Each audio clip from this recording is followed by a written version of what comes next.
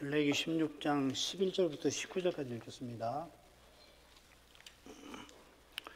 아론은 자기를 위한 속죄제의 수송아지를 데이되 자기와 권속을 위하여 속죄하고 자기를 위한 그 속죄제 수송아지를 잡고 향로를 취하여 여호와 앞 단 위에서 피운 불을 그것에 채우고 또 두 손에 곱게 간 향기로운 향을 채워가지고 장 안에 들어가서 여호와 앞에서 분향하여 향연으로 정거궤 위 속죄소를 가리우게 할지니 그리하면 그가 죽음을 면할 것이며 그는 또 수송아지의 피를 취하여 손가락으로 속죄소 동편에 부리고 또 손가락으로 그 피를 속죄소 앞에 7번 부릴 것이며 또 백성을 위한 속죄제 염소를 잡아 그 피를 가지고 장 안에 들어가서 그 수송아지 피로 행함같이 그 피로 행하여 속죄소 위와 속죄소 앞에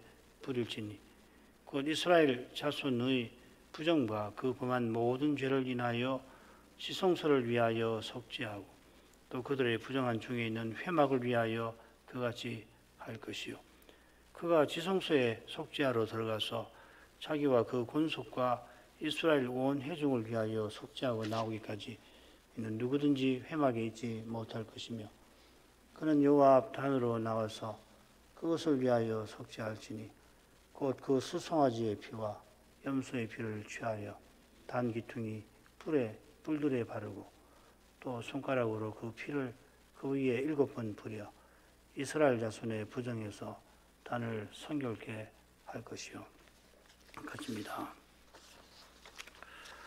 대속죄일은 7대 절기 중 하나지요. 7대 절기는 성력 1월에 지내는 유월절, 무교절, 또 초실절, 그리고 제7일에 나팔절, 대속죄일, 그리고 초막절이고 그 사이에 초실절로부터 제50일인 오순절이 있습니다.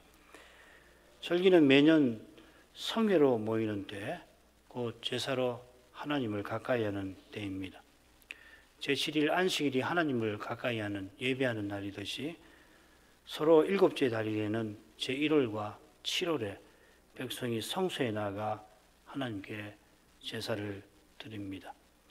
이 절기 규례가 레위기 23장에 함께 나오는데 그 중에 대속죄일은 레위기에서 별도로 16장에서 다루고 있습니다. 별도로 다루는 것은 대속죄일이 1년 동안 이스라엘의 부정을 희생의 피로 덮어서 없애는 날인 것과 붙어 있을 것입니다. 그처럼 이날은 이스라엘이 자신을 괴롭게 하는 날, 금식하는 날입니다. 모세율법에서 금식하는 날은 이 대속죄일 하루입니다. 이날 언약 백성은 금식하면서 스스로 오는 죄로 말미암아 하나님 앞에 나아가지 못하는 상태임을 철저히 깨닫고서 하나님 앞에 괴로워하며 지내게 하셨습니다. 그래서 스스로 괴롭게 하라 하셨습니다. 우리 주님께서 내 양식은 나를 보내신 이에 뜻을 그 일을 행하는 것이라 하신 대로 우리에게 날마다 먹을 것을 주시는 뜻은 하나님을 가까이 하는데 하나님을 향하는 데 있습니다. 자, 이것이 짝을 이루는 음식 정결법의 교훈이기도 하죠. 그래서 음식을 먹지 아니한다는 점에서 대속죄일은 음식 정결법과 짝을 이루고 있고 동시에 정결법전의 결말이기도 한 것입니다. 지난 시간에 속죄제의 첫째 절차를 살피다가 마쳤습니다. 속죄제의 첫째 절차는 두 속죄제를 드리는 건데 하나는 아론과 제사장 가문을 속죄를 위한 거고 다른 하나는 언약 백성의 속죄를 위한 것입니다. 아론과 그 가문을 위해서는 수송아지를 드리고 언약 백성을 위해서는 순염소를 드리게 하셨습니다. 속죄제도 번제나 화목제처럼 대속, 성별 그리고 화목의 세 절차가 있는데 첫째 절차에서는 이 대속의 절차, 피를 처리하는 절차가 상세하게 나옵니다. 상세한데 채워 넣어야 할 부분이 있다 말씀을 드렸죠. 지난번에 이걸 말씀드렸는데 빨리 한번 훑고 가는 것이 이해하기 쉬울런지 모르겠습니다. 11절에 보면 성소 뜰에서 아론과 그 가문을 위한 속죄제물로 수송아지를 잡아 피를 딱 준비해 놓는 거죠. 그 다음 12절에 보면 번제단에 그 불을 향로에 채우고 향을 가져가서 성소로 들어갑니다. 성소를 통과를 해가지고서 성소에서는 하지 않고 지성소로 들어가서 그 지성소에서 향연을 만들어서 이 언약궤와 속죄소를 볼 수 없으면 언약궤도 못 보는 거죠. 그게 13절에 나옵니다. 그러면 이제 지성소에서 나와가지고 성소를 관통을 해서 성막들로 나가게 되고 14절 상반절에 보면은 이미 잡은 수송아지 피를 취하여서 성소를 통과해가지고 지성소로 들어가서 14절 하반절에 그 수송아지 피를 속죄소 동편과 위에 앞에 뿌립니다. 위가 아니라 앞에. 지성소에서 나와서 성소에서 피를 분향단에서 처리하고는 들로 나아갑니다.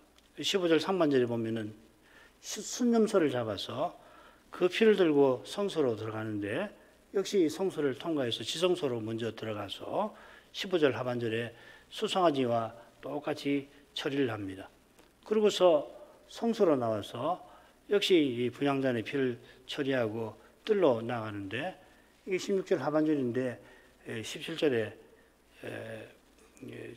어떤 별도의 규정이 하나 있죠. 그죠? 아무도 성소에 있지 말아라 하는 거고. 그 다음에 18, 19절은 이제 번제단 뜰에서 두 제물의 피를 섞어서 이 번제단에서 피를 처리한다. 이런 순서로 보시면 좋습니다. 자, 11절로 갑니다. 아론은 자기를 위한 속죄제에 수송아지를 드리되 자기와 권속을 위하여 속죄하고 자기를 위한 속죄제 수송아지를 잡고 앞뒤로 자기를 위한 속죄제 수송아지가 나오죠. 그리고 중간에는 자기만 아니라 권속을 위한 속죄를 위해서 드린다, 잡는다 했습니다. 그러니까 대상과 제상이 하나라고 하는 것을 가리키죠. 시편 133편 같은 데서 그런 아이디어를 발견합니다. 아론이 자기를 위한 속죄제를 위하여 수송아지를 드린다 했는데 가까이 가둔단 말입니다. 이게 이 일부터 수송아지를 잡아 피를 처리하는 데까지가 대속의 절차이죠. 수송아지를 번제단 부편에서 잡는데 거기서 피를 받아 놓습니다. 이 일에 제사장이 아론을 필시 도울 것입니다. 이건 17절을 살필 때 참조해야 할 내용이라 미리 말씀을 드립니다. 그 다음 12~13절로 하죠. 피를 처리하기 전에 중요한 일이 있는데 12~13절에 나옵니다. 향로를 취하여 여호와 앞 단에서 피운 불을 그것에 채우고 또 두 손에 곱게 간 향기로운 향을 채워가지고 장 안에 들어가서 여호와 앞에서 분향하여 향연으로 증거계 위 속죄소를 가져오게 할지니 그리하면 그가 죽음을 면할 것이며 아론은 향로를 취하여서 여호와 단 위에서 피운 불 번제단에 그 숯불을 채우고 두 손에 향기로운 향을 채운다 했습니다. 번역대로 하면은 두 손에 향을 담았으니까 숯을 담은 향로를 드는 것이 쉽지 않아 보입니다. 자, 우선 이 향로라고 새겼는데 이 낱말이 어디 쓰냐면 등대 성소의 그 남쪽에 있는 그 등대를 피울 때 기름을 붓는데 거기 이제 불똥 그릇에 쓰이고요. 번제단에서도 이 불이 있으니까 그 불똥 옮기는 그릇, 불똥 그릇이라고 했고 불 옮기는 그릇 뭐 이렇게 번역을 각각 했는데 똑같습니다. 이건 화로가 아니라 부삽 같은 걸 겁니다. 아무도 잘 몰라요. 사실은 다 모르는데 추정해 보면 용례를 다 살펴가지고 성경 용례를 봐가지고 이 부삽이다 이렇게 말하는 겁니다. 필시 금으로 만든 등대의 불똥 그릇을 지금 아론이 사용했을 거로 추정이 됩니다. 왜냐하면은 분향단과 관련해서 이 불똥 그릇이 나오진 않거든요. 전혀 나오진 나오지 않는다고 단정하기는 어려운데 이 출애굽기나 이걸 보면은 다른 성경을 다 보면 이게 분향단에 무슨 불던 그릇이 있다는 내용은 나오지 않습니다. 그렇다면 금으로 만든 등대에 부속된 불던 그릇을 썼을 겁니다. 번제단의 그릇은 노수로 만든 거니까 거룩함의 등급상 그걸 가지고서 성소나 심지어 지성소로 들어갈 수 없겠죠. 이렇게 아론이 한 손에는 숯을 담은 부삽을 들고 다른 손에는 두 움큼 분량의 향을 담은 그릇을 들고서 성소로 들어갑니다. 사실 원문이 이렇게 되어 있습니다. 두 움큼의 향이라고 되어 있습니다. 사실은 두 손에 채운다는 게 아니라 두 손에 채울 만큼의 분량의 향이라고 되어 있습니다. 실은 유대기 문헌에는 뭐 좀 더 설명이 있는데 이건 뭐 성경에 나오지 않으니까 넘어가죠. 중요한 것은 여호와 앞에서 분향하여 향연을 만드는 그 사실입니다. 원문을 살려서 번역하면 향운이 나을 겁니다. 향의 구름이라고 되어 있습니다. 이 구름이라는 말이 안 하는데 레위기 전체에서 16장에만 두 번 나옵니다. 2절에 한 번 나왔죠. 영광 구름에 쓰입니다. 여호와께서 구름 가운데에서 속죄소 위에 나타나십니다. 사람 눈에는 구름처럼 보이지만 천군 천사가 보좌에 앉으신 여호와를 대동한 그 모습이죠. 그러니까 영광 구름이 지성소에 가득하지만 속죄소 거기 들어가면 속죄소가 사람의 눈에 보이는 거죠. 영광이 가득한 거지 실제 구름이 가득한 건 아니거든요. 아론이 속죄소를 보면은 죽음을 면할 수가 없어서 먼저는 향의 구름을 가득 피워야 합니다. 아론이 대제사장이지만 스스로는 지성소에 들어가지 못합니다. 오직 모세만 향운을 피우지 않고 들어가는 사람입니다. 출애굽기나 민수기 보면은 모세는 유일한 인물입니다.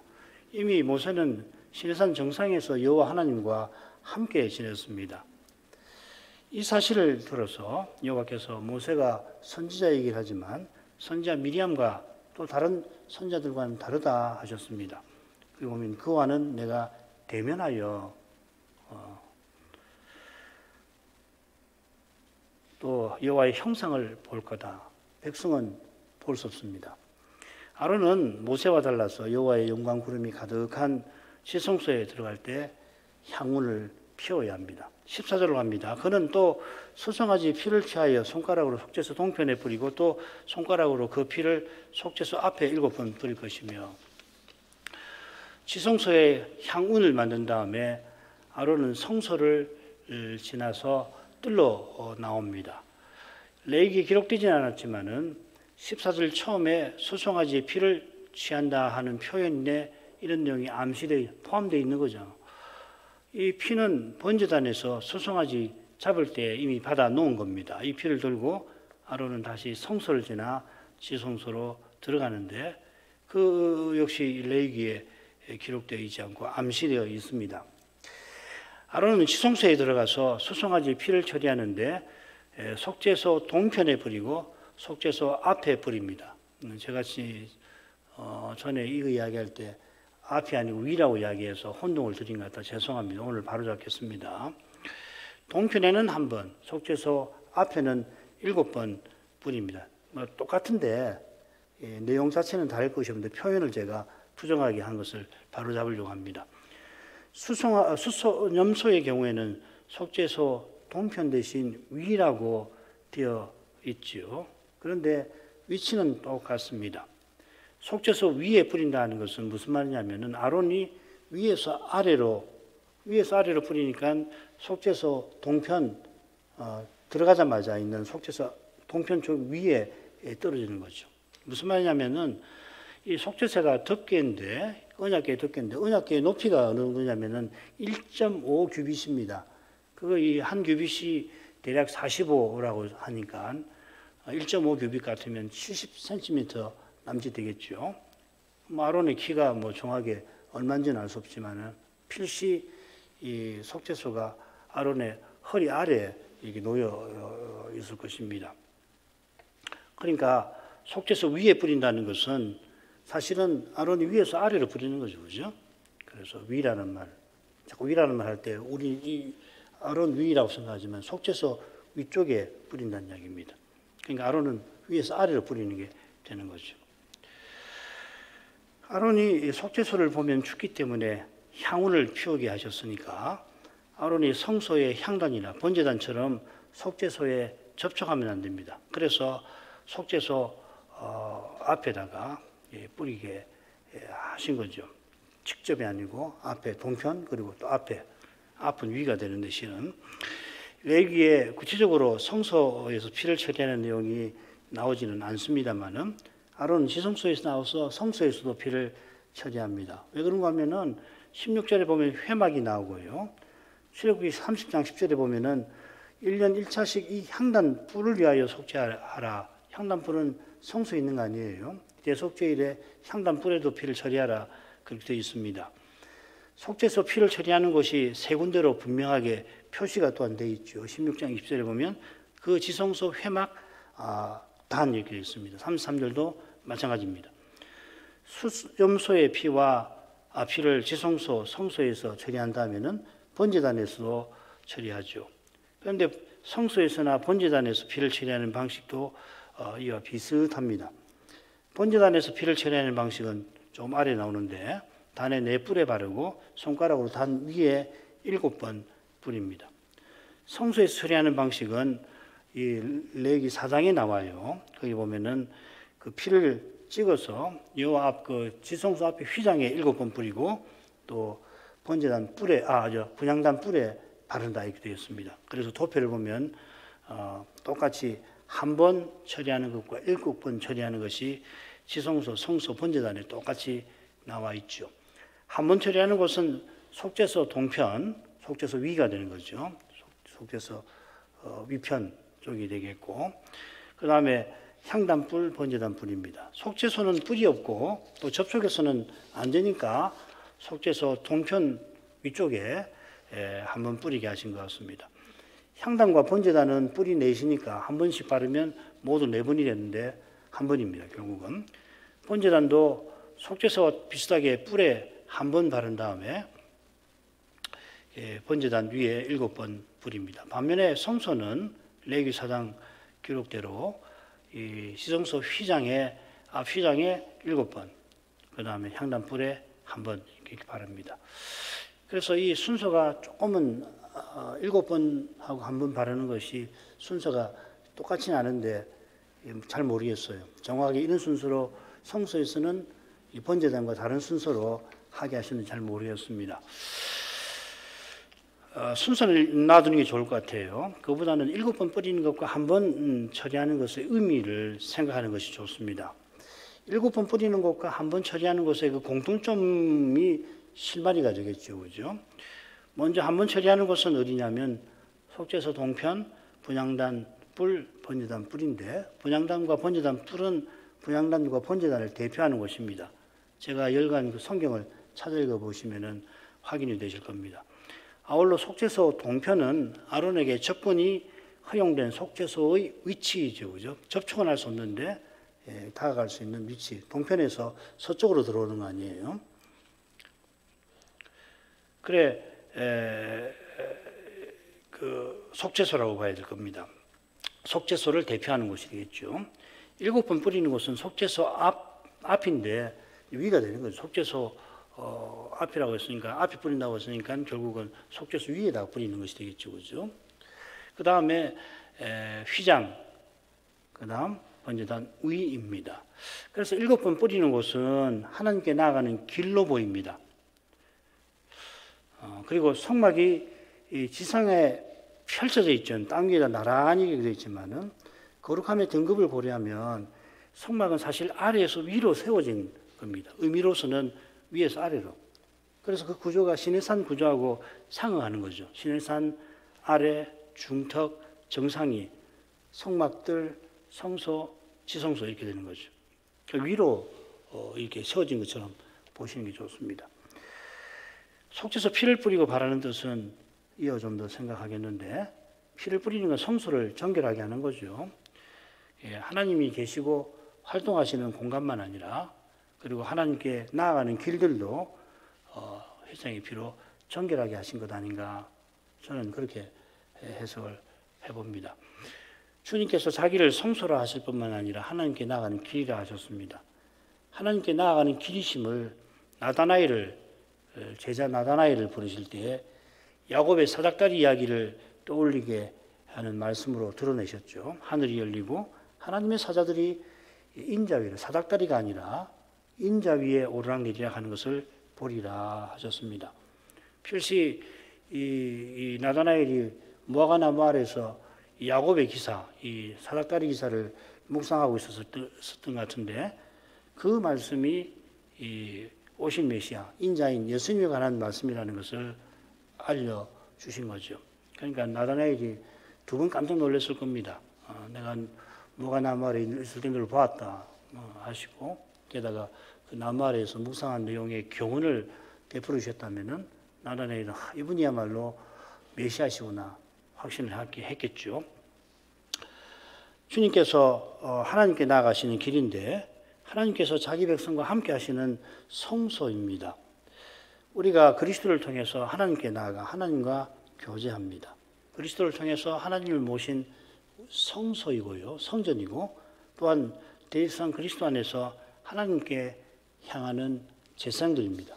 그 다음 15절부터 17절 읽겠습니다. 또 백성을 위한 속죄제의 염소를 잡아 그 피를 가지고 장 안에 들어가서 그 수송아지 피로 행함같이 그 피로 행하여 속죄소 위와 속죄소 앞에 불을 지니 곧 이스라엘 자손의 부정과 그 범한 모든 죄를 인하여 지성소를 위하여 속죄하고 또 그들의 부정한 중에 있는 회막을 위하여 그같이 할 것이요. 그가 지성소에 속죄하러 들어가서 자기와 그 권속과 이스라엘 온 회중을 위하여 속죄하고 나오기까지는 누구든지 회막에 있지 못할 것이며, 아론이 수송아지 피를 성소에서 처리한 다음에 뜰러 나옵니다.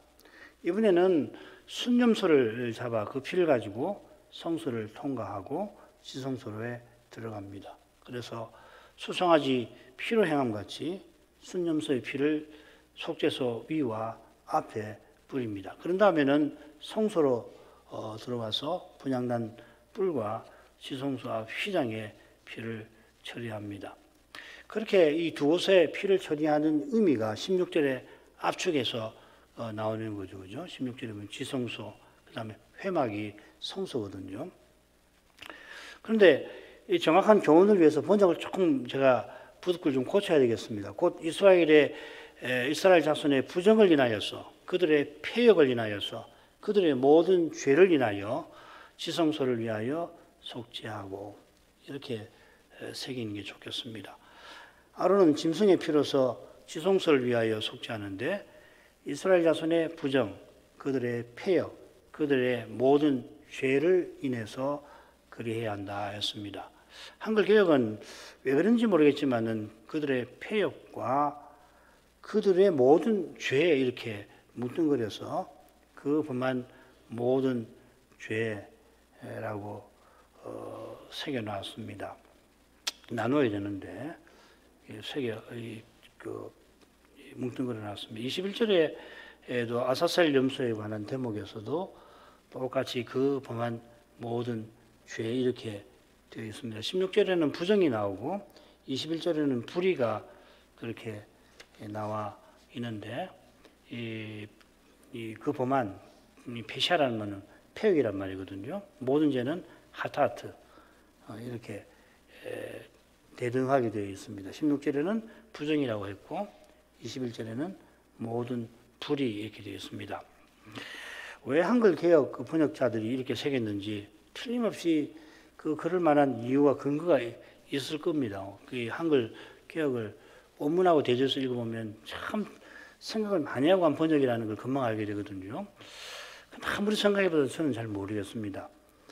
겸해서 이 구약 성경에, 신약도 마찬가지입니다만은 죄를 가리키는 표현이 많은데 그걸 정확하게 우리말로 번역해내기가 어렵습니다. 그래서 그랬는지 이 한글 개역은 일관된 번역어를 제공하지는 않습니다. 곧 확인하겠습니다. 아사셀 염소에게 전가해서 그 염소를 무인지경에 내보낼 때 그 전가하는 세 가지 죄가 아본, 페샤, 하타스인데 이 셋은 이스라엘을 멸망하게 만드는 제목입니다. 참고해 보십시오. 성경 구절을 읽어보시면 됩니다. 이 페시아라고 하는 공통된 것이 페시아와 하다스인데, 페시아는 한글 개역에서 찾아보니까 한 10개가 넘어요. 11개까지, 제가 지금 나이가 한 11개쯤 되는 것 같은데, 허물, 배반, 폐역, 죄, 제약, 범죄, 범죄함, 건과, 죄가, 범과, 죄얼, 이게 이 페시아라는 말을 번역한 겁니다. 굉장히 당혹스럽기도 하고, 이 기회가 있으면 제가 한번 연구를 해서 이 죄에 관한 낱말을 가지고 한번 공부를 하고 싶은데요. 이 굉장한 현상입니다, 사실은. 단어가 이렇게 많은데도 정확하게 번역을 못한다는 거 의미하는 바가 있을 겁니다.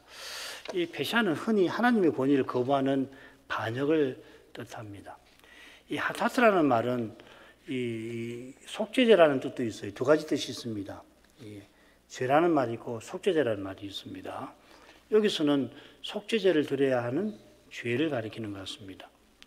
흔히 죄악, 허물, 이 셋으로 번역이 됩니다.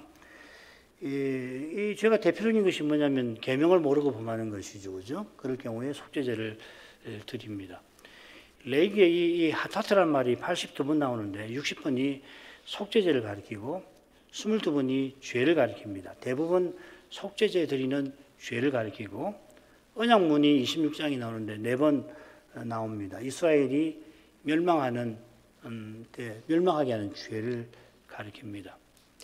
이 두 죄 외에 아본도 아사셀 염소에게 전가하는데 이 낱말은 구약 성경에 200번, 230번인가 나오고요. 뜻이 230번인가 얼마나 포괄적인지 모릅니다. 16절에는 이 아본 대신 부정이 나왔죠, 그죠? 부정은 성막 제사에 나가지 못하는 상태입니다. 그런데 이 매진말에 보면은 이 세 가지 제목이 아니라 한 가지 제목이 나오는데 하타트가 대표로 나와요. 이스라엘 자손의 모든 죄할 때 하타트. 그러니까 이 속죄, 부정과 관련된 죄라고 하는 것을 강조하는 거죠. 이런 제목을 인해서 성소를 위하여 속죄하는 날이 대속죄일입니다.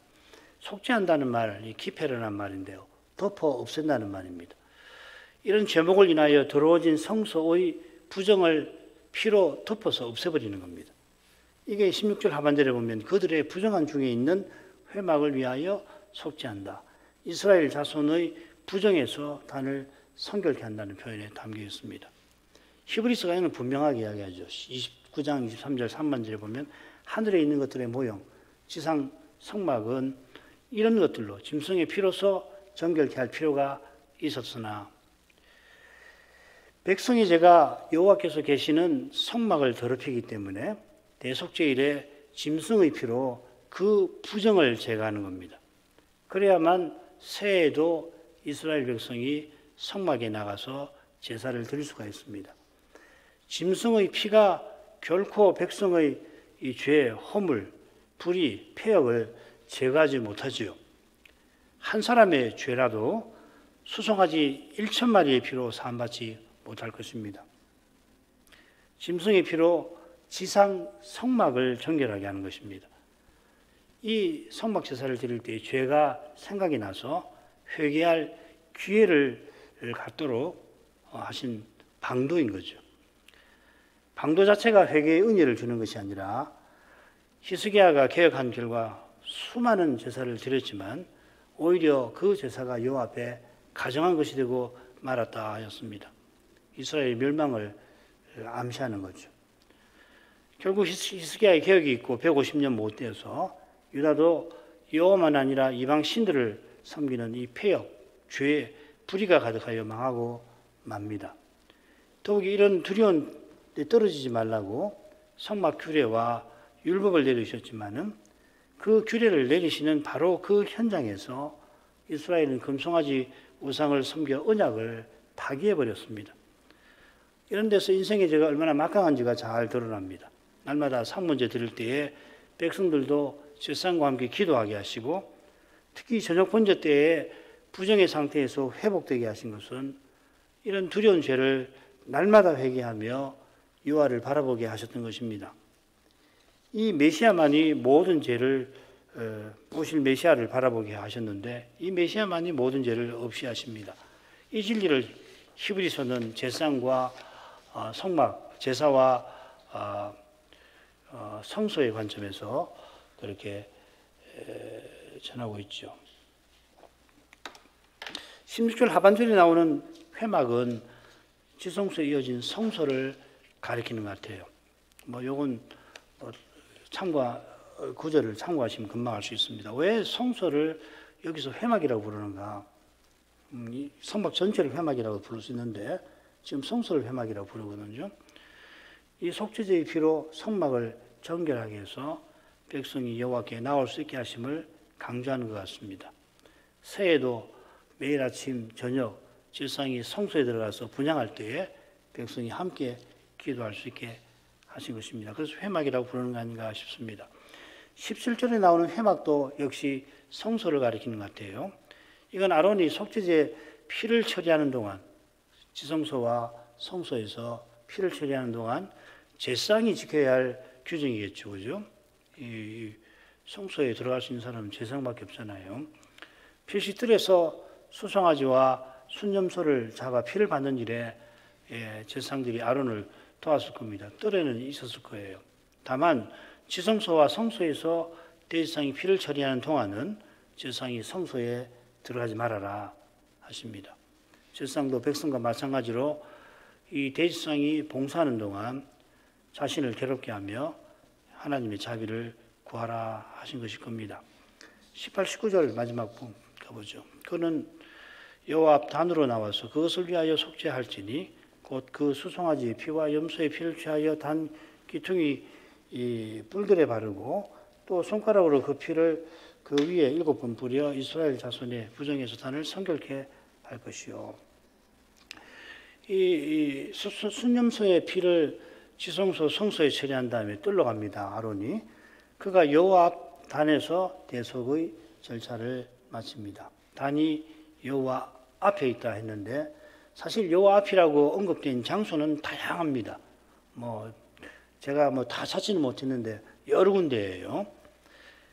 여러 군데를 다 여호와 앞이라고 하는데 결국 여호와 앞은 성막의 구체적인 어떤 장소를 가리킨다기보다는 지성소의 영광 구름으로 임재하시는 그 여호와를 향하는 태도를 표시할 겁니다. 그 여호와를 향하여서 그분을 그 여호와 앞에서 할 때는 그 하나님을 모신 심정, 향하는 심정에서 표시할 겁니다. 아론은 수송아지의 피와 염소의 피를 섞어서 번제단 뿔에 바르고 손가락으로 번제단 위에 7번 뿌립니다. 그 의미는 조금 전에 살폈습니다. 다만 두 희생의 피를 섞어 처리하게 하신 뜻을 조금 생각해 보죠. 수송아지는 아론과 제사장 가문, 순념소는 이스라엘 백성을 위한 겁니다. 19절에 보면 이스라엘 자손이라는 말이 나오죠. 제사장이라는 말이 나오지 않고 이스라엘 자손이라는 말이 나오는데 아론과 제사장 가문도 역시 이스라엘 자손이죠. 아론과 제사장이 오실 메시아를 가리키는 구약의 중보자들이지만은 그들도 백성과 똑같이 메시아와 그 구원이 절실한 옛 언약 백성인 겁니다. 이스라엘 자손의 부정에서 단을 성결케 하라 했는데 이 중요한 낱말 하나가 빠져버렸어요. 단을 정결케 하게 하고 성결하게 하라 이렇게 했습니다. 그 정결하게 하고를 집어넣으셔야 됩니다. 그게 어떻게 빠졌어요. 정결은 하나님께 가까이 나가는 조건이고 성결은 하나님을 가까이 하는 상태입니다. 조건과 상태, 의롭다 하심과 거룩하게 하심도 마찬가지이죠. 하나님께 나아갈 수 있는 하늘에 하나님께 나아갈 수 있는 조건이 의롭다 하심이고 그 하나님께 나아간 상태가 거룩하게 하심이잖아요. 하나님을 가까이 하는 것은 중보자와 백성의 일입니다. 그래서 시내산 언약을 체결할 때 모세가 피의 절반은 단에 뿌리고 나머지 절반은 백성에게 뿌렸습니다. 히브리서 9장도 두 가지를 말하죠. 13절과 21절에 보면 13절에서는 육체에 뿌린다, 부정한 사람에게 뿌린다고 했고 21절에서는 성막과 그 그릇에 뿌렸다 이렇게 했습니다. 그런데 실은 둘은 결국은 같은 겁니다. 정확하게 같다고 말할 수 없지만은 실질적으로 같습니다. 하나님이 구약 백성을 가까이 하시려고 성막을 세우게 하신 까닭에 성막이 그리스도와 그분과 연합된 백성을 가리킵니다. 신약 시대에는 하나님이 자기 백성을 가까이 하려고 어떤 물리적인 건물을 지상에 세우게 아니하셨습니다. 그러니까 예배당을 보면 성전이라고 부르는 경우가 있는데 그건 정확하지 않죠, 그죠? 예배당이죠. 성전은 우리죠. 우리는 성신 안에서 하늘 예배에 참여하고 하늘 예배가 이루어지는 하늘의 시온과 예루살렘에 이릅니다. 하늘 성소에 이릅니다. 계시록에 지성소로 이루어진 성이면서 제국이 등장하는데 그리스도와 연합된 교회를 가리키죠. 그리스도의 신부인 우리를 가리킵니다. 영원한 나라는 너무나 신비하여서 나타나기 전에 인생이 전혀 알지 못하는 면이 있기 때문에 하늘 성소의 그림자인 성막을 통해서 장차 올 영원한 나라를 우리에게 미리 알리시는 것입니다. 이미 메시아와 하나님 나라가 임한 덕분에 오신 그분을 통해서 그 하늘 성소의 그림자인 성막교회에 대해서 훨씬 잘 알게 되기도 하지만은 여전히 장래의 영광은 나타나기 전까지 계시하신 말씀을 통해서만 우리가 조금 헤아릴 뿐입니다. 같은 태도로서 신약의 사도들이 신약 교회를 주 안에서 성전이라든지 성신 안에서 하나님이 거하시는 처소, 또 산돌이신 그리스도께 나아가 산돌로서 신령한 집으로 세워진다든지 이렇게 표현을 합니다. 바울은 삼층천에 올라간 사람이라 말할 수 없는 말을 듣고서 사람이 가히 이르지 못할 말이라 했는데 하늘에 올라 하늘 성소를 봤지만은 교회를 주 안에서 성전, 성신 안에서 하나님의 거하시는 처소라고 표현합니다.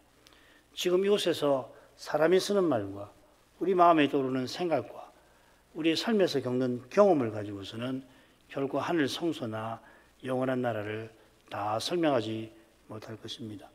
히브리서에서 그런 점을 조금 어떤 관점에서 배울 수가 있습니다. 배우는 만큼 장래 영광의 나타남을 갈구해야 옳을 것입니다. 그 영원한 영광이 신약에 비해서 신비하게 청동거울같이 비치지만은 그만큼 갈구하는 마음, 성신을 의지하는 태도로 예배를 드리는 것이 참으로 중요합니다. 이게 이제 참 신비한 거죠, 그죠? 나타날 영광의 그 영원한 빛이 부분적으로 미미하게 나타나는 것이잖아요. 자, 기도하시죠. 두 번째 문단만 읽겠습니다. 성막이 하늘 성소의 그림자로서 하늘 성소, 영원한 성소를 옛 언약 백성들로 바라보게 하는 중요한 방도였습니다. 성막 자체가 계시입니다마는 계시를 깨닫는 힘과 지혜가 성신께 있어서 아무리 성막 제사를 열심히 드린다 해도 심지어는 하나님께 가정한 것이 될 수가 있었습니다. 그만큼 인생의 죄는 어둡고 심각합니다. 그런 죄의 어둠도 성신의 거룩한 감화는 없애지 못합니다.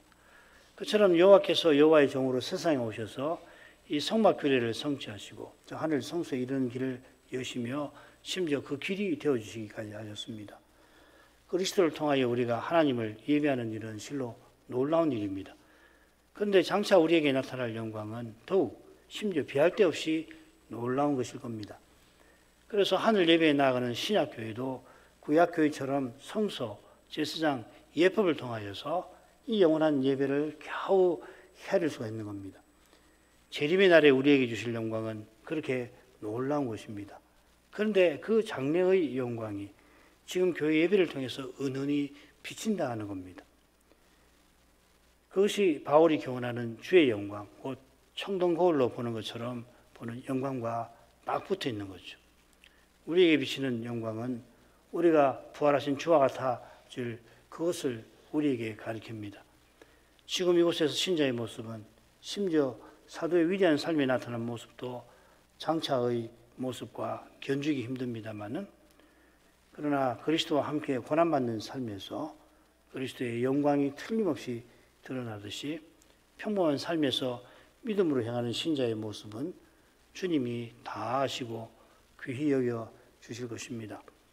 사도처럼 우리도 주님의 판단만을, 나를 판단하실 이는 오직 주님이시다 라고 사람에게 판단받는 것이 때때로는 힘겨운 일이지만 적은 일이라고 여기고, 말씀에 빛이 보이는 그 길을 우리가 끝까지 걸어가야 할 것인데, 그 길은 예배를 잘 드리는 것입니다. 예배에서 이 영광을 보는 것입니다. 이게 없으면 길이 없습니다. 자, 신학교와 신학생들을 위해서 같이 기도하겠습니다. 기도하겠습니다. 거룩하신 아버지, 대속죄일 규례를 이날에도 함께 살필 수 있게 해주셔서 감사합니다. 이 규례의 교훈이 무엇인지 신약의 선자 히브리서를 통해서 알려주셨습니다마는, 이 규례에서 여호와의 거룩한 영광이 환히 드러남을 봅니다. 그 거룩한 영광이 단연 거룩한 사랑을 통해서 드러나고 있습니다.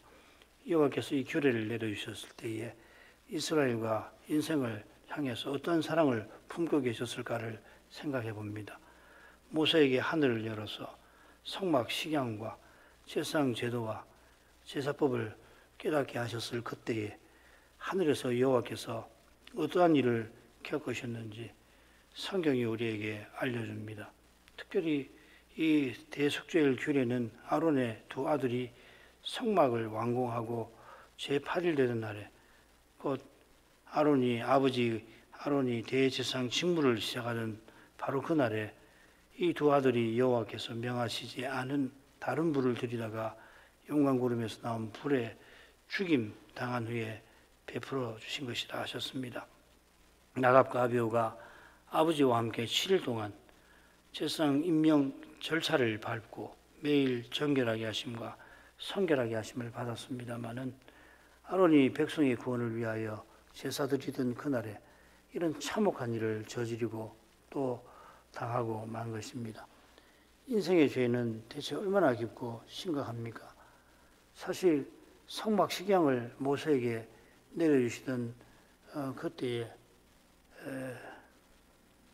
10달이나 9달이나 이전에 시내산에서 언약을 체결하고 불과 40일 만에 이스라엘은 금송아지 우상을 섬겨서 언약을 파괴해버리고 여호와께서 그들을 전멸하려 하신 일에서도 언약 백성이라 할지라도 얼마나 하나님의 구원에 스스로 멀고 멀리 떨어져 있는지를 도무지 스스로는 구원을 얻을 수 없다는 사실이 드러났습니다.